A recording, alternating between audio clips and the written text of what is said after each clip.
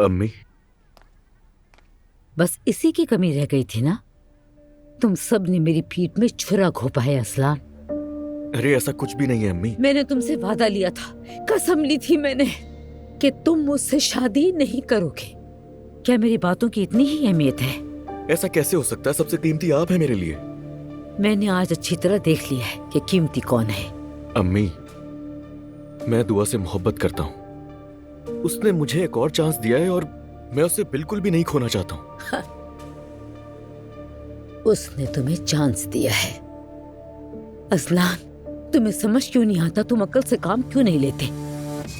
अगर वो तुम्हें मौका नहीं देती तो वो और किसको देती? वो तुम्हें सिर्फ और सिर्फ कठपुतली बनाना चाहती थी और तुम आराम से बन गए। देखें, हमारी एक छोटी सी बच्ची है अम्मी, और आपके दुख का भी अंदाजा है। और दुआ ने तो आपके साथ कुछ भी नहीं किया, बल्कि वो तो आपको हमेशा खुश रखने की कोशिश करती है। खुदा के लिए हम पर थोड़ा सा रहम करें। तुम कभी खुश नहीं रह सकते। तुम उस लड़की के साथ खुश नहीं रह सकते जो अपनी सास की इज्जत ना करे। जो उसने मेरे साथ किया तुमने देखा नहीं? वो ठीक है, मगर ये जो कुछ भी हो रहा है सब में उसका क्या कसूर है अम्मी?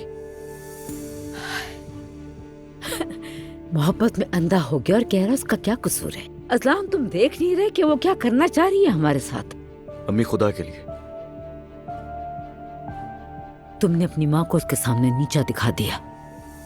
वो लड़की एक दिन तुम्हें जरूर तलाक देगी और अपनी बच्ची को साथ ले जाएगी, फिर समझोगे। बिल्कुल नहीं। आपको ऐसा लगता है? जब वो दिन आएगा तो मेरे पास आके मत रोना तुम, क्योंकि तुमने अपने हाथों से अपना अंजाम खुद तय किया है। ऐसा कुछ नहीं होगा। ठीक है अजलान, अब तुम जा सकते हो यहाँ से। मेरा किसी से भी बात करने को दिल नहीं चाह रहा।